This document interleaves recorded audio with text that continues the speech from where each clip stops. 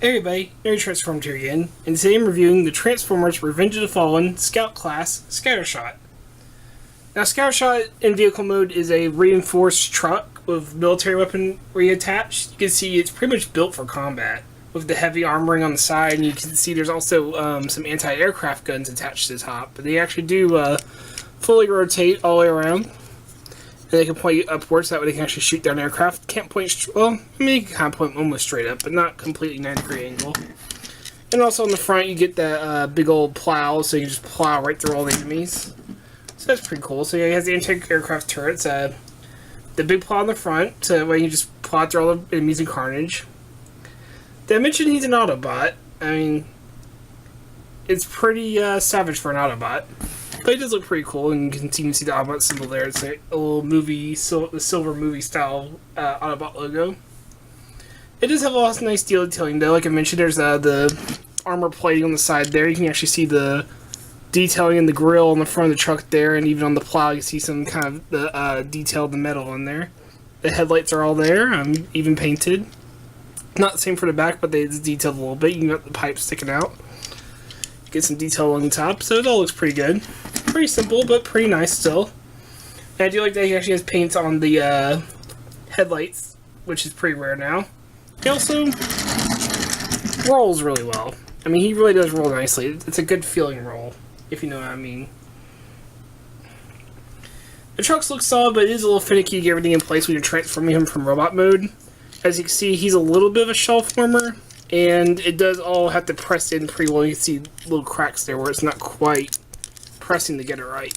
So you really do just gotta kind of, you see right there just pressing on it, actually causing their part of it to start coming apart. So it can be a little bit tricky to get everything quite in place. So that is one issue with this mode. Well, more an issue with the transformation, but I guess it does cause an issue for this mode as well. But other than that, it's pretty good. Weirdly enough, this figure is actually based on the Cybertron character who shares the same name. That one being Cybertron Scout Class Scattershot. He doesn't have much resemblance, other than they're both small, heavily armed vehicles, and they have very similar size. And of course, they also share the name, but I could see him kind of being like the Bayformers movie version of Scattershot. I mean, kind of same idea. You got the guns on the top, you got the heavy armoring all around the vehicle. He's a small little scout class. It's kind of like they had the same basic idea and then just kind of made a movie version. So, I can see the resemblance.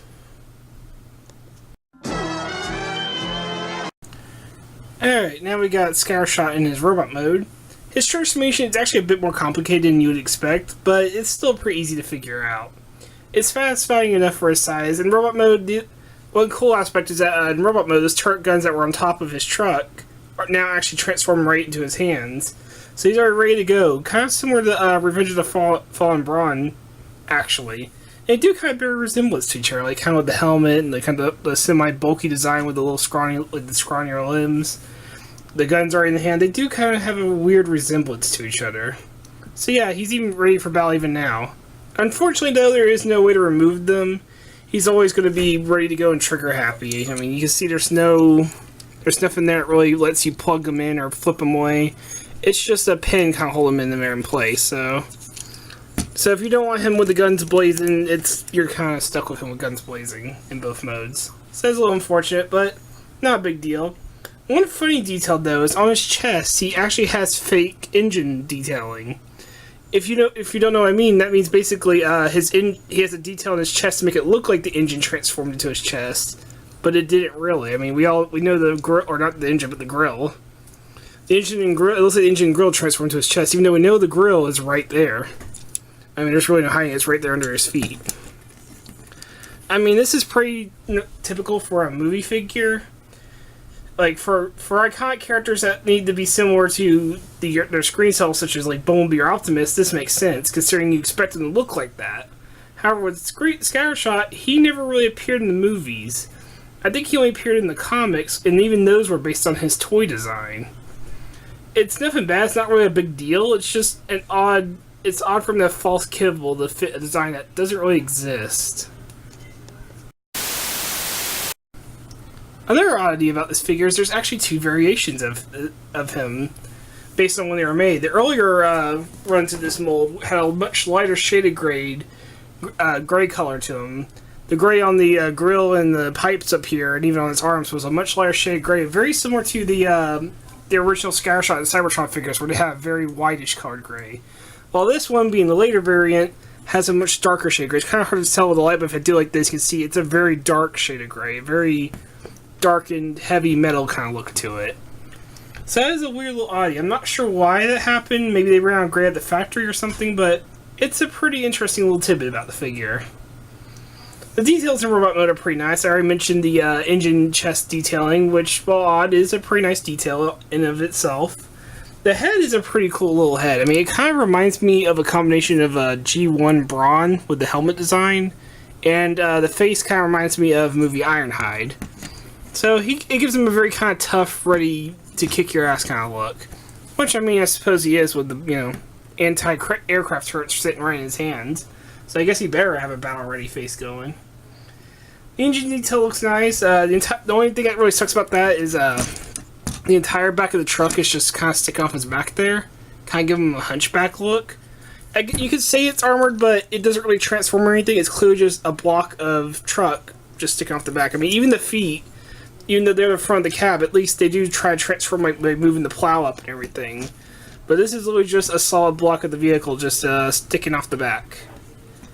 It does kind of give him the typical joke about Bayformers, how they look like car wrecks. Well, he literally does look like a piece of the car wrecked into him, so I guess that's kind of fair for him. And it also doesn't help his proportions are a little odd, as he kind of looks like with the blocky legs and the blocky chest, and then like the scrawny arms and scrawny hips. It kind of gives me the impression of some cinder blocks being held together by popsicle sticks. Not really bad, just really, really scrawny. It's a little weird. It's not going to be for everybody. It does make him look tough and tanky in some ways, and especially with the guns and the bulk, but it does give him a weird balance look. It's like, yeah, it's kind of balanced, but it's also really weird looking, especially since he also got panel kibble just sticking off the arms there too, and it's not really folding in far enough to make it look like it's part of the arm, more just paneling on the arm. So I don't know, his overall looks alright, but it is a little odd. Now let's go over his articulation. The head is on a ball joint, so you can look up and look down a little bit, mainly look up. You can turn it side to side, though it's kind of useless with the truck kibble surrounding him. The only thing that's really useful there is just looking up, but you can have him look to the side a little bit while looking up, so that's useful. Ball joints for the shoulders go out that far. He does have a double elbow joint, but because of the gun being in the way, you do kind of have to use both just to get 90 degrees. But, you do get the hinge there. It goes about that far, and then you also have the ball joint, so that's also where swivel is. And you can use that too, and you can use that to kind of bend his arm up like that if you want. So if you want to point the guns at this guy. As I mentioned, the turrets do rotate, and they do point upwards still in this mode, and that does show you the hand, where you can see just on the hinge, just from transformation. You do get a waist swivel, which is rare even with today's figures. Ball joints and hips, that far forward, that far back. Outward, so you can do a split, sort of. You do get a swivel, but the swivel is a ball joint in the knee, so you get a swivel down there, and you do get a ball joint to knee.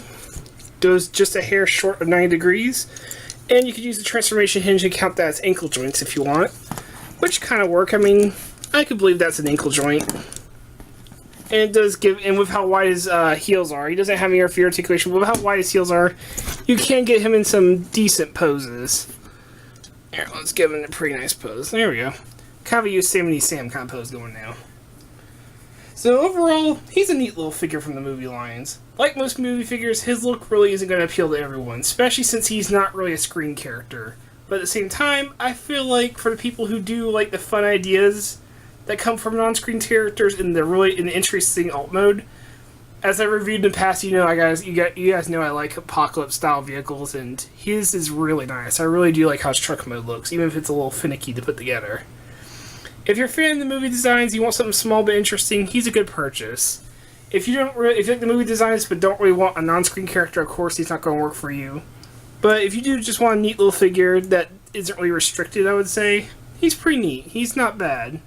He's also weird. He got weirdly priced all over the place on eBay. I mean, I've seen him go for anywhere from 10 and in some cases 20 or 30. It's a little odd, but overall, good figure. So this has been Nerd Transformed. I hope you enjoyed this review and hope you have a great day. Take care.